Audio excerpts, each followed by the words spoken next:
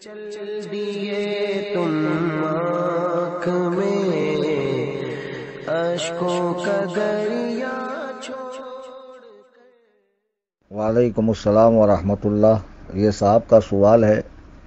کہ بعض لوگ اعتراض کرتے ہیں میر عبدالواحد بلگرامی رحمۃ اللہ علیہ کی کتاب سبع سنابل پر کہ اس میں لکھا ہوا ہے لا الہ الا اللہ چشتی رسول اللہ. اس اعتراض کی کیا حقیقت ہے؟ سبع سنابل شریف میں تو یہ بات میرے پڑھنے میں نہیں آئی. البتہ سلسلہ چشت کے ایک عظیم بزرگ حضرت فرید الدین گنج شکر رحمۃ اللہ علیہ کی کتاب ہشت بہشت یعنی 8 جنتیں، جس میں سلسلہ چشت کے 8 بزرگوں کے ملفوظات موجود ہے، تو اس کتاب کے اندر الگ الگ ابواب قائم کر کے یہ 8 بزرگوں کے اقوال اور ان کے ملفوظات کو جمع کیا گیا ہے. تو ہشت بہشت میں فوائد السالکین جو کتاب ہے اس میں البتہ یہ لکھا ہوا ہے کہ حضور غریب نواز رضی اللہ تعالیٰ عنہ کی بارگاہ میں کوئی شخص مرید ہونے کی حیثیت سے آیا اور آپ نے اس سے امتحاناً یہ کلمہ پڑھوایا کہ لا الہ الا اللہ چشتی رسول اللہ. اور جب اس نے یہ کلمہ پڑھا تو آپ نے اسے بیعت بھی کیا، داخل سلسلہ بھی فرمایا اور خلافت و اجازت سے بھی نوازا. اس پر بڑے زمانے سے شور ہو رہا ہے، اعتراض کیا جا رہا ہے، لیکن سمجھنا چاہیے کہ علماء اہل سنت و جماعت کے نزدیک اس قول کی کیا حیثیت ہے اور اس کو ہم کیا سمجھتے ہیں. ہمارا معاملہ اوروں کی طرح نہیں ہے کہ جب ان کی کتابوں میں کفر یا شرک یا گستاخی ثابت ہو جائے تو اس کے بعد بھی تعویل باطل سے کام لیتے ہیں اور ضد اور ہٹ دھرمی کا مظاہرہ کرتے ہوئے اپنی بات کو صحیح ثابت کرنے کی ناپاک کوشش کرتے ہیں. اس کا جواب بہتر طریقے سے اعلیٰ حضرت امام اہل سنت الشاہ امام احمد رضا خان فاضل بریلوی رضی اللہ تعالی عنہ کی کتاب سے عرض کر رہا ہوں. امام اہل سنت رضی اللہ تعالیٰ عنہ کی فتاوی رضویہ شریف کی جلد 15 ہے. آپ سے حضرت مخدوم بہار رحمۃ اللہ علیہ کی کتاب کے بارے میں سوال ہوا کہ ان کی کتاب میں ایسی ایسی بات لکھی گئی ہے، تو اعلیٰ حضرت امام اہل سنت فرماتے ہیں کہ کوئی کتاب یا رسالہ کسی بزرگ کے نام سے منسوب ہونا اس سے ثبوت قطعی کو مستلزم نہیں، یعنی قطعاً لازم نہیں آتا کہ یہ قطعی ثبوت ہے جو ان کی طرف منسوب ہو گیا. بہت سے رسالے خصوصاً اکابر چشت کی طرف منسوب ہے جس کا اصلاً ثبوت نہیں، یعنی چشتی سلسلے کے بزرگان دین کی طرف بہت سی باتیں منسوب کی گئی ہیں جن کی اصل میں کوئی حقیقت نہیں ہے، نہ ان کی کوئی صحیح سند موجود ہے، بس منسوب کر دیا گیا ہے. اسی میں سے ایک بات یہ بھی ہے لا الہ الا اللہ چشتی رسول اللہ. پھر امام اہل سنت آگے ارشاد فرماتے ہیں کسی کتاب کا ثابت ہونا اس کے ہر فقرے کا ثابت ہونا نہیں.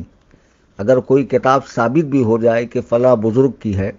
تو ضروری نہیں کہ اس میں جتنی باتیں درج ہے، جتنے فقرے اور جملے اس میں موجود ہیں وہ سارے کے سارے اسی بزرگ کے قلم سے نکلے ہوئے ہوں. بہت ممکن ہے کہ بعد میں اس میں بعد والوں نے کمی بیشی کر دی ہو، تو ضروری نہیں ہے کہ یہ ہر بات انہی کی لکھی ہوئی ہو. پھر امام اہل سنت فرماتے ہیں بہت اکابروں کی کتابوں میں الحاقات ہیں، بہت سے متقدمین پرانے بزرگوں کی کتابوں میں چھیڑ چھاڑ کی گئی ہے. پھر اعلیٰ حضرت فرماتے ہیں کہ جس کا مفصل بیان شافعی مذہب کے بہت بڑے عالم امام عبد الوہاب شارانی رحمہ اللہ کی کتاب الیواقیت والجواہر میں موجود ہے. جو اس کی مثال دیکھنا چاہتا ہو وہ امام عبد الوہاب شارانی رحمہ اللہ کی الیواقیت والجواہر کو ملاحظہ کرے. آگے امام اہل سنت ارشاد فرماتے ہیں خصوصاً شیخ اکبر شیخ محی الدین ابن العربی کے کلام میں تو الحاقات کی گنتی نہیں، کہ ان کی باتوں میں تو لوگوں نے اتنا اپنی طرف سے اضافہ کر دیا ہے. آگے حوالہ پیش فرماتے ہیں آپ کہ در مختار کا کہ ہم کو یقین ہے کہ شیخ اکبر رحمہ اللہ کی یہ عبارتیں بعض یہودیوں نے گڑی ہوئی ہے. جو ان کی طرف منسوب کی جاتی ہے اللہ سبحانہ و تعالیٰ کے حوالے سے، تو وہ یہودیوں کی گڑی ہوئی کتابیں ہیں۔ پھر امام اہل سنت رضی اللہ تعالیٰ عنہ فیصلہ کن بات ارشاد فرماتے ہوئے بہت ہی زبردست بات ارشاد فرماتے ہیں، جس کو ہر بندہ مومن کو جو ہے اس کو دل سے لگانا چاہیے اور اس پر عمل کرنا چاہیے۔ امام اہل سنت امام غزالی رحمہ اللہ کی احیاء العلوم سے نقل فرماتے ہیں کہ کسی مسلمان کی طرف کبیرہ گناہ کی نسبت بلا تحقیق حرام ہے۔ کسی مسلمان کی طرف بلا تحقیق کبیرہ گناہ کی نسبت حرام ہے۔ جب ایک عام مسلمان کی طرف کبیرہ گناہ کی نسبت حرام ہے بلا تحقیق، تو اکابر اولیاء اللہ کی بارگاہوں میں اس طرح کی باتیں منسوب کرنا کیسے جائز ہو سکتا ہے؟ اور بالخصوص حضور غریب نواز رحمۃ اللہ علیہ کہ جن کا وجود پرمسعود مسلمانان ہند کے لیے رحمت ہے، مسلمانان ہند کے لیے تبرک ہے، کہ جن کے قدوم ناز سے ہند کا ظلمت کدہ بقع نور بن گیا اور اسلام کو، سنیت کو فروغ ملا، تقویت ملی، اسلام ہند کے کونے کونے میں پہنچ گیا۔ تو ایسی بزرگ ہستی کی بارگاہ میں اس طرح کی باتیں منسوب کرنا یہ سراسر غلط ہے، بالکل بے جا ہے۔ اب جن لوگوں کو یہ بات سمجھ میں نہیں آ رہی کہ یہ کس طرح ہو سکتا ہے، تو چند مثالیں میں عرض کرتا ہوں۔ حضرت عبداللہ ابن مسعود وہ صحابی ہیں کہ جن کے بارے میں نبی کریم صلی اللہ علیہ وسلم نے ارشاد فرمایا کہ کوئی قرآن کو اس طرح سیکھنا چاہتا ہو جیسے قرآن نازل ہو رہا ہے تو وہ عبداللہ ابن مسعود سے سیکھیں۔ اللہ کے نبی نے ان کے حوالے سے ایسی عظیم الشان بات ارشاد فرمائی، انہی عبداللہ ابن مسعود کے حوالے سے احادیث کی کتاب میں موجود ہے کہ وہ قرآن کی 2 سورتوں کا انکار کرتے تھے، ایک سورہ فلق کا اور ایک سورہ ناس کا۔ اب آپ کیا کریں گے اس کو؟ امام ابو حنیفہ رحمہ اللہ کے امت کا 80% حصہ جن کی تقلید پر جمع ہے، اور دیوبندی بھی جنہیں اپنا امام و پیشوا مانتے ہیں، اور علماء اہل حدیث میں پڑھے لکھے حضرات بھی ان کی عزت و تعظیم کرتے ہیں، تو ان عظیم ہستی کی بارگاہ میں بھی لوگوں نے طرح طرح کی باتیں کی ہے، ان کی طرف کفر منسوب کیے گئے، ان کی طرف ارجاء کی تہمت کی گئی، ان کی طرف شراب جائز ہونے کی نسبت کی گئی۔ تو کیا کوئی صاحب عقل اس کو تسلیم کرے گا کہ یہ اعتراض درست ہے؟ معاذ اللہ رب العالمین۔ اور آئیے حضرت عبداللہ ابن عباس رضی اللہ تعالیٰ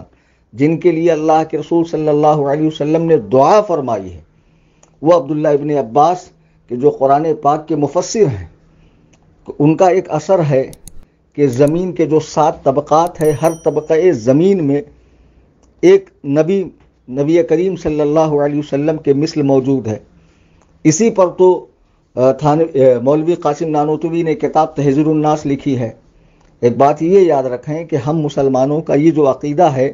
کہ نبی کریم صلی اللہ علیہ وسلم کے بعد کوئی نبی پیدا نہیں ہو سکتا، ہمارا صرف یہی عقیدہ نہیں کہ آپ کے بعد کوئی نبی نہیں پیدا ہو سکتا ہے،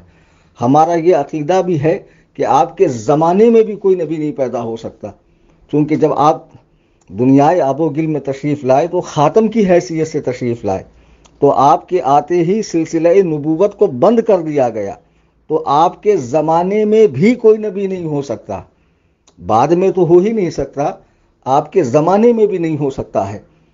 لیکن عبداللہ ابن عباس رضی اللہ تعالیٰ عنہ کے اس اثر کو لے کر مولوی قاسم نانوتوی نے جو تحذیر الناس لکھی ہے، اور پھر اس میں یہ لکھا کہ جائے کہ آپ کے زمانے میں یا آپ کے بعد کوئی نبی ہو تب بھی خاتمت محمدی میں فرق نہیں آئے گا، یہ تو کفر ہے، اور اسی پر علماء حرمین طیبین نے کفر کے فتوے دیے ہیں۔ تو بہرحال ہم اس اثر کی نسبت عبداللہ ابن عباس کی طرف قطعاً درست نہیں سمجھتے ہیں، ایسے ہی عبداللہ ابن مسعود کی طرف قرآن کریم کی 2 سورتوں کا انکار یہ بھی درست نہیں سمجھتے ہیں۔ ایسے ہی بخاری کی وہ حدیث جس میں لکھا گیا ہے کہ نبی نے خودکشی کی کوشش فرمائی،